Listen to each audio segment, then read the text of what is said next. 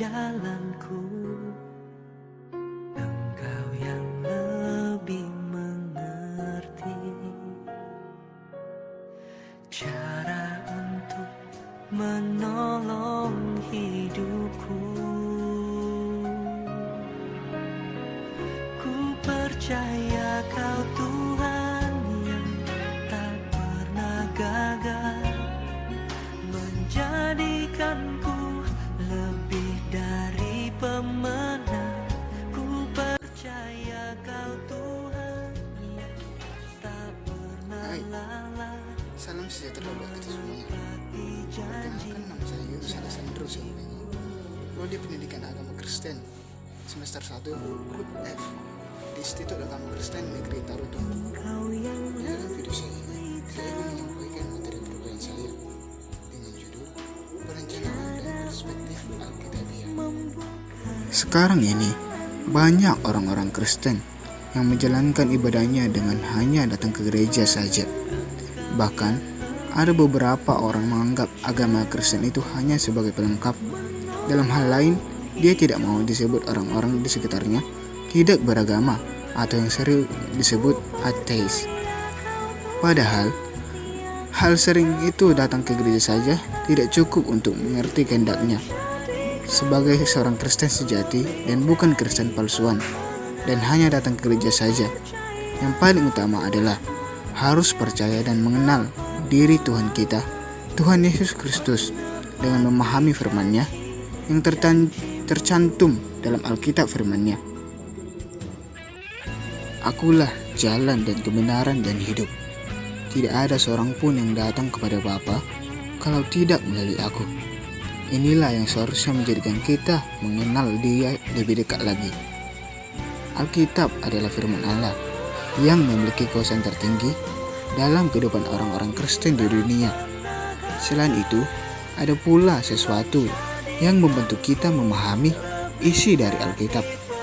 Sesuatu itu adalah Roh Kudus, yang merupakan roh dari Allah yang bekerja dalam kehidupan orang Kristen, sehingga orang Kristen dapat membaca dan mendengar serta memahami isi Alkitab selaku firman Allah. Seperti kata pemazmur, firman-Mu itu pelita bagi kakiku dan terang bagi jalanku. Itulah yang menjadi dasar dan pedoman bagi pembuatan dan kehidupan orang beriman. Oleh karena itu, orang Kristen atau secara pribadi maupun bersama harus membaca, mendengar dan merenungkan Alkitab siang dan malam agar mengerti maksud dari Tuhan Yesus Kristus. Terkadang kita menganggap Tuhan sering meninggalkan umatnya yang sedang membutuhkan pertolongannya atau sedang dalam keadaan sulit. Akan tetapi, sebenarnya Tuhan tidak pernah meninggalkan umatnya yang membutuhkannya. Di dalam Mazmur berkata, orang yang mengenal namamu percaya kepadamu, sebab tidak kau tinggalkan orang yang mencari engkau ya Tuhan. Sebagaimana orang Kristen untuk menghadapi situasi yang sulit, harus mendekatkan diri kepada Tuhan agar iman kita lebih kokoh. Selain itu, kita juga harus rajin membaca firman-Nya, karena firman Tuhan sama dengan perkataan yang memiliki kuasa untuk menyelesaikan segala persoalan. Dalam kitab hukum Taurat tertulis, sebab perkataan ini bukanlah perkataan hampa bagimu, tetapi itulah hidupmu. Dan dengan perkataan ini akan lanjut umurmu di tanah kemana kau pergi menyeberangi sungai Yordan untuk mendudukinya. Inilah yang seharusnya menjadi pondasi bagi kita, umat Kristen, untuk lebih bertekun dalam firman-Nya. Pembahasan tentang Alkitab sebagai firman Allah yang kekal. Apa itu Alkitab? Alkitab bukanlah suatu buku yang sampulnya sering berwarna gelap menakutkan. Alkitab terdiri dari dua bagian, yaitu Perjanjian Lama dan Perjanjian Baru. Alkitab bukanlah sekedar pelengkap dari kepercayaan orang Kristen, melainkan Alkitab adalah firman Allah yang intrinsik dan oleh karenanya berotoritas bagi iman Kristen. Alkitab bukanlah catatan atau karya tulis yang direkayasa oleh manusia saja, melainkan Allah lah yang berinisiatif mengilhamkan kepada para penulis hingga mereka menghasilkan tulisan yang tanpa salah dan secara akurat menyampaikan kehendak Allah. Oleh sebab itu, mempelajari Alkitab haruslah mempelajarinya dengan beranggapan bahwa kita hadapi adalah firman Allah yang berkuasa. Alkitab adalah satu-satunya sumber dari segala pengetahuan manusia tentang Allah. Allah telah berinisiatif menyatakan dirinya secara khusus melalui Alkitab, sehingga Alkitab menjadi satu-satunya patokan yang berotoritas bagi orang percaya. Alkitab adalah satu-satunya sumber dari segala pengetahuan manusia tentang Allah. Alkitab sangat penting sehingga tanpa Alkitab Allah tidak berbicara. Alkitab firman Allah adalah penting dalam hubungan perjanjian antara manusia dan Allah. Apabila kita meyakini bahwa Allah berkuasa, maka tentulah Ia memberikan perintah. Dengan demikian, Alkitab adalah konstitusi dari perjanjian Allah dengan manusia dalam sejarah, sehingga jelas bahwa Allah yang berkuasa itu telah berbicara dan perkataan-perkataannya telah terdokumentasi ke dalam Alkitab. Alkitab adalah firman Allah. Salah satu cara untuk menyatakan keyakinan bahwa Allah sendirilah yang berbicara dalam Alkitab adalah dengan menyebutkan Alkitab sebagai firman Allah. Perjanjian Lama berbicara tentang firman Allah yang kreatif di dalam Kejadian 1 ayat 11 dan Mazmur 33 ayat 6. Hikmat Allah yang dianggap pribadi di dalam Amsal 8 yang adalah wahana aktivitas Allah di dalam Yesaya 5 ayat 11, dan Yesus menyebutkan perjanjian lama sebagai firman Allah tertulis dalam Markus 7 ayat 13 dan Yohanes 10 ayat 35. Dan para rasul berbuat demikian pula dalam Kisah Para Rasul 6 ayat 4, Roma 9 ayat 6 dan Ibrani 4 ayat 12. Istilah firman juga dipakai untuk Yesus sendiri, tertulis dalam Yohanes 1 ayat 1 dan Yohanes 14 ayat 1 dan 1 Yohanes 1 ayat 1 dan Wahyu 19 ayat 13. Karena Alkitab adalah firman Allah, maka Allah akan mengajar agar Alkitab tidak musnah dan bertahan kekal. Alkitab merupakan buku atau kitab yang berbeda dari buku atau kitab-kitab yang lainnya. Perbedaannya adalah Alkitab tetap tinggal dan tetap berguna dari masa ke masa dan merupakan sumber pengetahuan baik jasmani maupun rohani. Dengan kata lain, Allah berbicara kepada manusia melalui Alkitab. Dalam Wahyu 22 ayat 8-19, Allah mengingatkan manusia untuk tidak menambahkan atau mengurangi firman-Nya.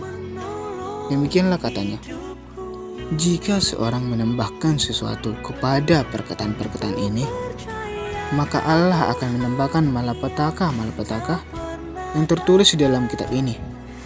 Dan jikalau seseorang mengurangi sesuatu dari perkataan-perkataan dari kitab nubuat ini, maka Allah akan mengambil bagian dari pohon kehidupan dan dari kota kudus seperti yang tertulis dalam kitab ini.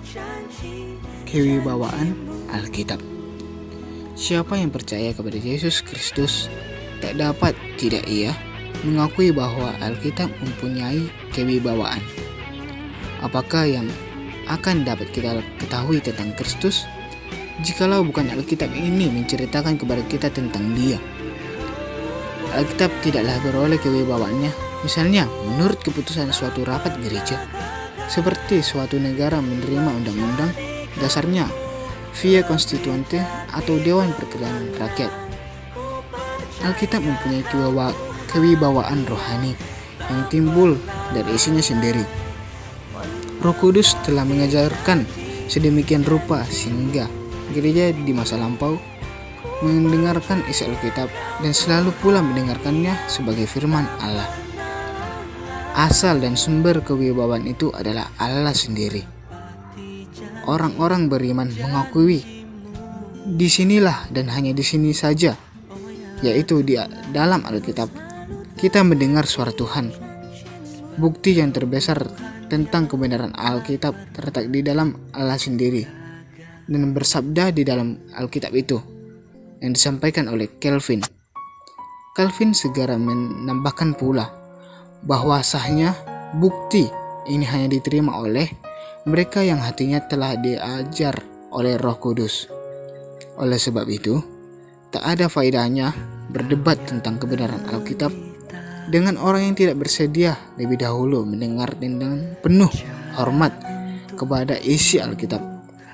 Apa yang dikatakan oleh Tuhan mengenai pengerjaannya atau di dalam Yohanes 7 ayat 16-17, hal itu berlaku untuk segenap isi Alkitab.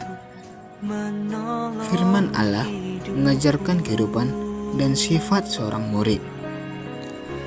Allah juga mengajarkan kita sebagai muridnya, seperti Tuhan Yesus Kristus yang mengajarkan ke-12 muridnya dalam kitab Galatia 2 ayat 19b-20 yang berbunyi, "Aku telah disalibkan dengan Kristus, namun aku hidup. Tetapi bukan aku lagi sendiri yang hidup, melainkan Kristus yang hidup di dalam aku.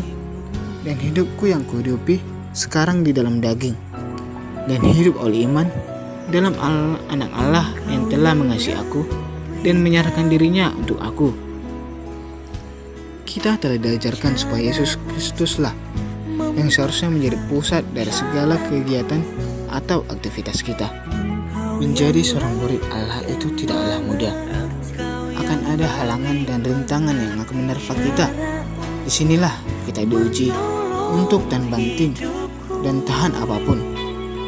Mula-mula kita akan berhadapkan dengan masalah-masalah yang terbilang cukup rumit.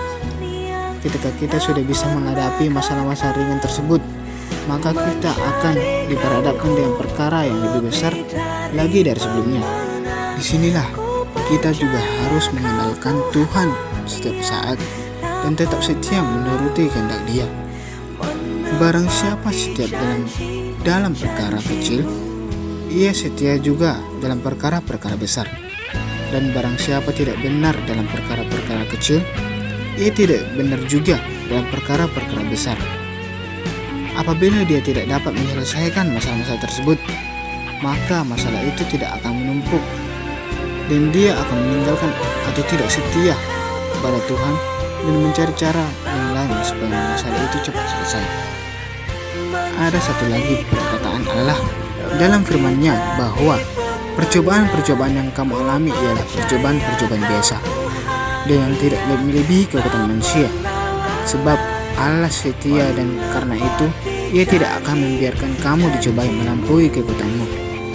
Pada waktu kamu dicobai, Ia akan memberikan kepadamu jalan keluar sehingga kamu dapat mengambilnya, yang menjadi kekuatan kita, dasar untuk menghadapi segala tantangan kita untuk menjadi murid dari Allah. Baiklah, kesimpulan dan saran dari materi perkuliahan saya pada video ini tentang perencanaan dan perspektif Alkitabiah, yaitu Alkitab adalah firman Allah. Pengajaran ini berdiri pada otoritas yang tidak kurang daripada Yesus Kristus sendiri, yang meneguhkan pengilhaman perjanjian lama dan menjanjikan perjanjian baru. Kesaksian Yesus dan rasul-rasul bahwa Alkitab bersifat inheren pada apa yang diajarkan mengenai semua masalah. Selain itu, kita memiliki banyak bukti yang menunjukkan bahwa Alkitab yang kita miliki mewakili naskah asli dengan tingkat keakuratan yang sangat tinggi yang tidak dimiliki oleh buku lain dari dunia kuno. Alkitab adalah pemberitaan tentang sejarah keselamatan yang pusatnya ialah kedatangan dan pekerjaan Yesus Kristus.